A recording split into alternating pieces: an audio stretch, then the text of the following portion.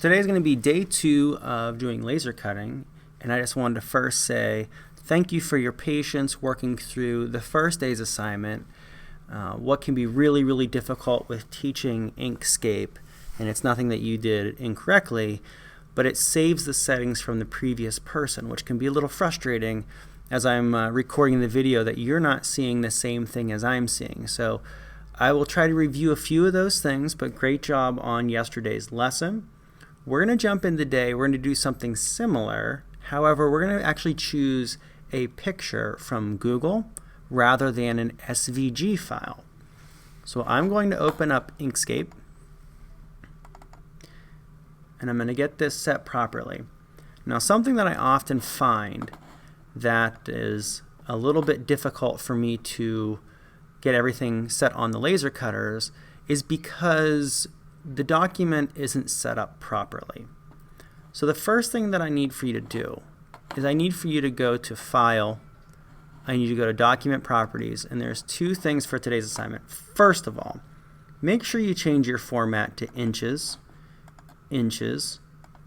If you leave it on millimeters, then what happens is it's obviously the size of the millimeters as opposed to inches, and it's very small, and sometimes I don't see it, or if it is in that format, then I need to stretch it and resize it, so it might lose a little bit of its design sizing.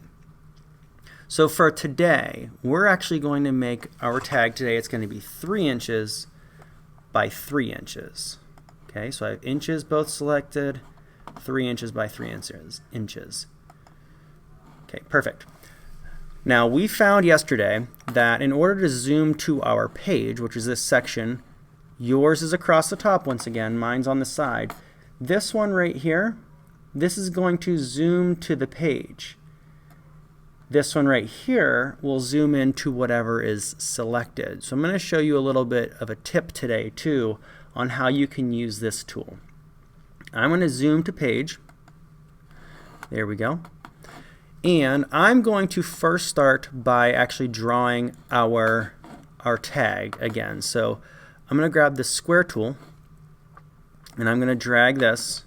And mine is already apparently set to red, but if yours is not, we need to make sure that we change it to red. So I'm on my square tool, and I want to select this, which is already selected, but let's pretend it's not selected. If I keep drawing, it's going to continue to draw squares or rectangles, which can be also a little frustrating. So what we need to do is we need to go to this little arrow here, which is our selector tool, and that way we can choose what we want and not draw more squares. So I have my select tool here. I'm going to click on this, and I'm going to hit the delete button on my keyboard to make these go away. We can also right click, and we can go to delete. So those are two ways.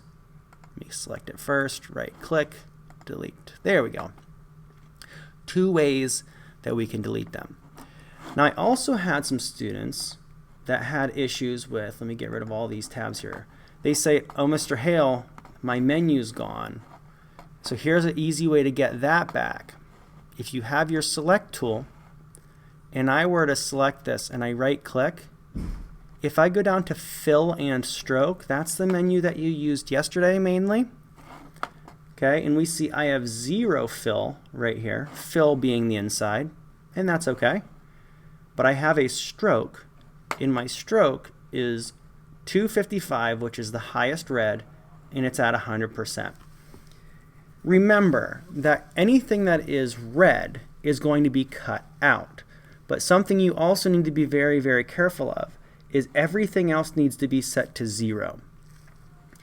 If it is not 100% 255, and this is not at 100%, it will not cut that out. In fact, it'll etch it. So even if I have a littlest one here, let's just say that this is at 1. In fact, the laser cutter is going to see this as black, which means it'll etch it, not cut it. That's going to be the same thing when you do any color, whether it's black, blue, or red are the 3 options with our laser cutter. So since I want this to be cut out, I want to make sure that my stroke is at 255 and 100. Something else that we often see too is that we either can't see our line, or maybe that line's super thick and I don't want it. to be that thick. Now it's only going to cut the line, but the thickness can be kind of annoying just from a visual perspective. So if I go to stroke here, this is the width, how thick this line is. And you can increase this. See, like that's kind of annoying. And I have mine set to 0.008. That's just what I have mine set at. If you make yours, let's say 0.1, it might look a little thicker, okay, but it's really not in the way. And those are going to be my settings as I move forward, unless I change them. Just like yesterday, I need to also put a circle at the top here. So I'm going to go here like this, make a circle. Maybe it's not in the right spot. I can't select it with this. I need to go back to my selector tool, and then I can move this thing around. There we go. Drag it wherever I like. Since it's 3 inches, I know that 1.5 inches is right on that line. So if I get this little arrow in line with that, I can even use the arrows on my keyboard. That's close enough. Make sure also that your circle isn't so close to the edge, because the laser cutter is going to cut that out. And if I cut this out, it's actually going to cut a little notch in the top. So I'll put it right about here. Wonderful. I also want you to type, you don't have to use your name today, but I do want you to type something, whether it's a nickname, whether it's something that you're going to be choosing today. So let's say that you're going to do one that is your dog, and maybe you want to put your dog's name, or your cat's name, or your friend's name, or whoever, maybe mom, dad, whatever. Doesn't matter to me. I don't particularly care so much about the content as much as you showing me that you can create this. So I'm going to add the text tool, and I'm just going to simply just click. And I'm going to type, let's say, Hank is my dog's name. Oh, Hank the dog. That's my dog. I'm going to now want to resize it. It's a lot easier to resize it after you type it rather than drawing a box. But let me go here. I'm going to make Hank the dog, let's say like that. If I want to change the font, I could have done that when I typed it, but if I double click on it, you see how I'm back and it's the blinking cursor? If I now highlight this and I go up here, I can choose a font. You see as I scroll they start to show up. Let's say I want to do this ink free one. There you go. I like it. Let's do that one in Hank the dog. Select tool, make it a little bit bigger. That works for me. Hey students, I'm going to pause the video real quick with a quick reminder of something that we learned yesterday. And that is, when you're done resizing and typing your font, I would like for you to go up to the menu at the top and choose Path, and then choose Object to Path. That's once again going to change our font to be a shape. So make sure you have your font selected, that the dashed box is around it, and go up to the menu, Path, and select Object to Path. If you want to confirm whether or not it actually changed to a path, you can double click on your font and those boxes should show up. And those are called nodes.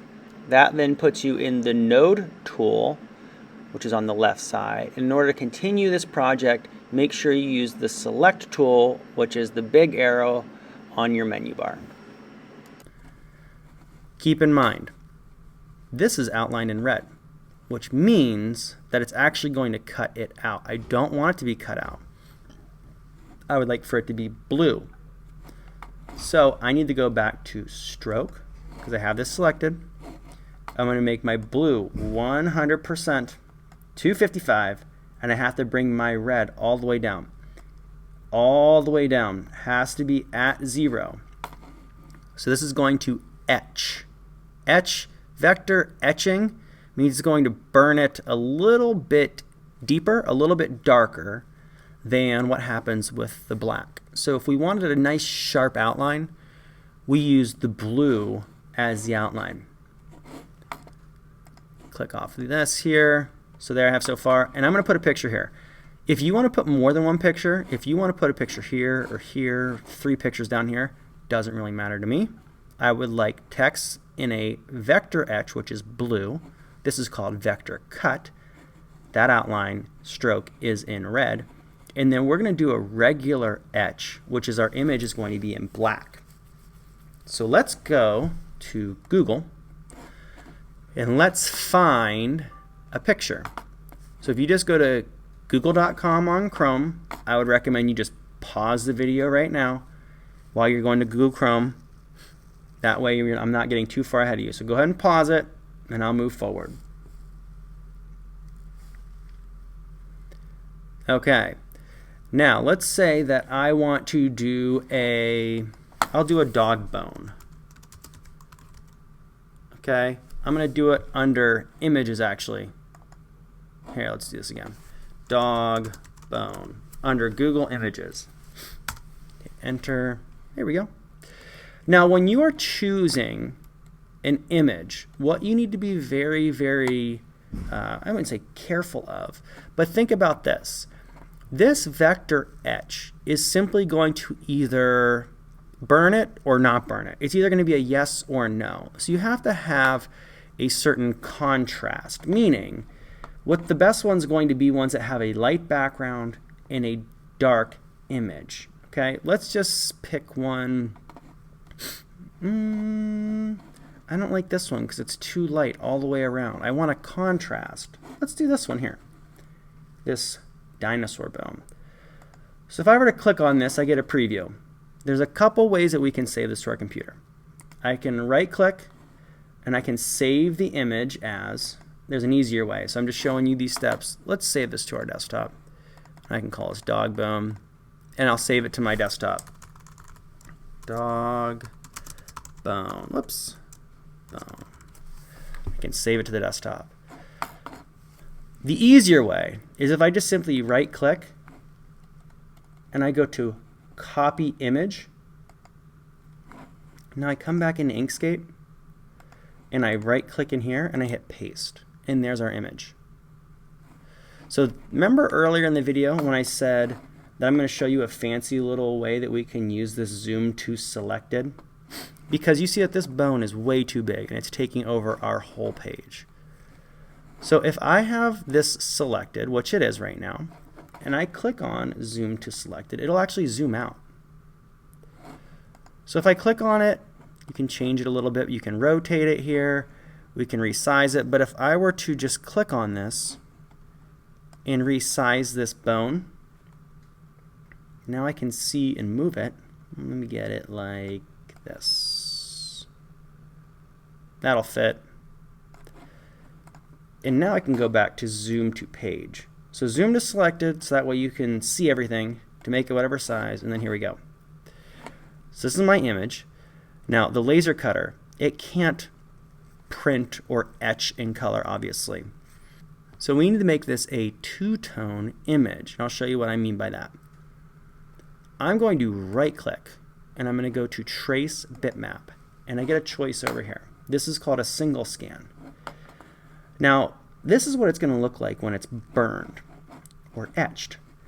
If I want this, let's say I can do this and I can find that little bit of that sweet spot of what I want my image to look like. And this is again why we wanted it to be, let's go right there, a contrast, meaning the background's light in our image is actually a little bit darker, because otherwise you're going to be pulling some of the darkness out of the background and it's a little bit tougher to find or to bitmap trace your image here. So I'm going to leave it right there. That looks good. I click on apply, and then there is my bone. Now you might be able to see a little bit of the brown underneath it. The laser cutter is not going to see that.